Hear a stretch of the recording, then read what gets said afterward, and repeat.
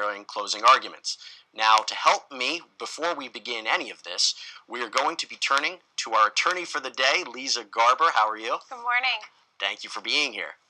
Now, I have to tell you, we might have to cut straight to one of these trials because Sure. they're beginning any minute now. But I want to talk first about Creato. And there was an order put in by the judge which basically said that the media is not allowed to accompany the jury on this visit to the crime scene. The media is not happy about this. Of course not. And there's a question of whether or not this is a First Amendment right versus a Sixth Amendment right to have a fair trial. What do you see here?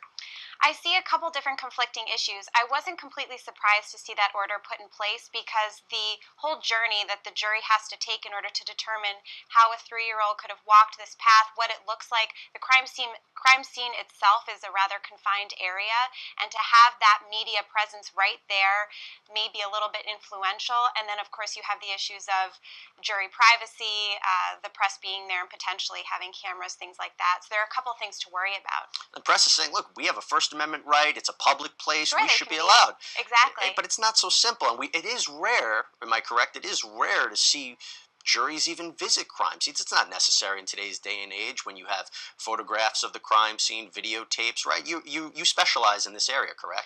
This is a very interesting issue. It's a dilemma that they're facing that is extremely unusual, as you said. And I think part of the issue is even though they have videotapes of the scene, they have photographs to look at, that experience of being there, especially because of all the conflicting issues, the time of day that this took place, the time of night, how people could see, I think being there really affects the jury's perception of the case itself. Wouldn't it make sense to have the jury visit the crime scene under the same conditions as the night in question?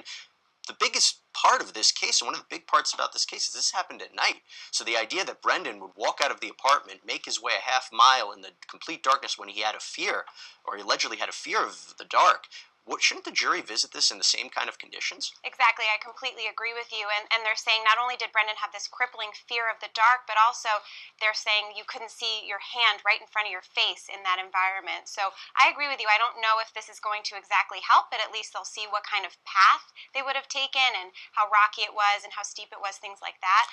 But I think the conditions are not mirrored. Right. It's going to be interesting to see because the judge has not actually given a reason for why the media is not allowed to accompany the jury, and any questions have been directed to his administrative office, who's just given a copy of the order. Yeah. So we'll see what happens. But I'd like to actually talk about the meat of the Creato trial. Last week we heard the testimony of Samantha Donato, who is the mother of Brendan. And one of the more colorful moments of that testimony was the fact that at the behest of investigators, she secretly recorded David Creato. And when asked, what do you think happened to him? He said, I think maybe spirits told him to leave. Now, that's a strange thing to say, but at the same time, the defense is saying, you dated this man, you had a relationship with this man. Was he spiritual? Yes. Did he talk about spirits before? Yes. He's a little bit of an odd character, but that doesn't necessarily make him a murderer. But what do you think about that? No, I agree. And I think also having his girlfriend say he was a gentle person, that he never laid a hand on their son. And now Creato's attorney is saying, please just disregard it. Don't think about what his spiritual tendencies were or anything else.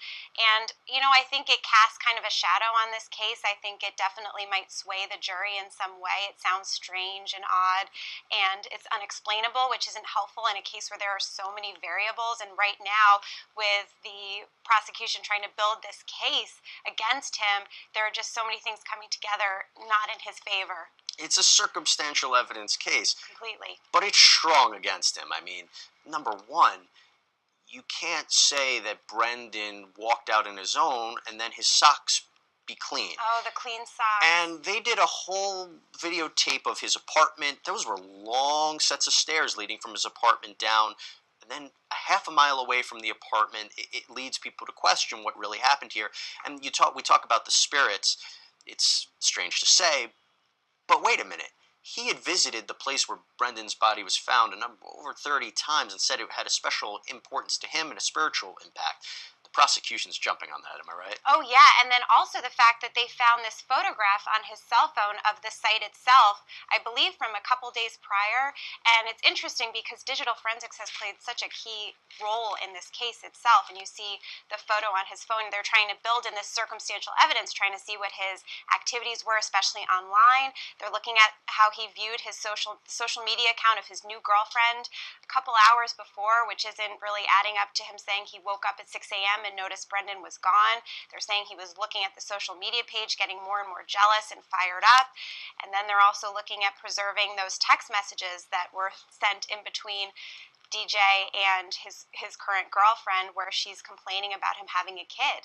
And all of this evidence is really helping that circumstantial case. It's not looking good. It's not looking good. The idea, and I'm assuming that his girlfriend will take the stand, and we're going to hear all about that tumultuous relationship. But because we have you here and we know your expertise, I'd like to talk about what the defense has pointed, that his cell phone, Creato's cell phone, never left the area. And it never, in other words, it never went to the area where the body was found. Now, why is that important? One, it might track Creato, but number two, if it was such a dark night, wouldn't you need your cell phone to help you, guide you through, to help you be able to see, turn the flashlight on? There was no flashlight found in Creato's apartment. So what do you think about that? I think the cell phone evidence is extremely important. And if they're saying that they checked all of the tracking mechanisms on that phone, I believe it was an iPhone, and they're saying it wasn't there, he either wasn't there or his cell phone wasn't there. Right. The fact that there was no flashlight found doesn't help him. The cell phone evidence, though, wouldn't lie, especially because it's in such a recent time frame. When a forensic examiner pulls that evidence, the most recent activity is going to certainly be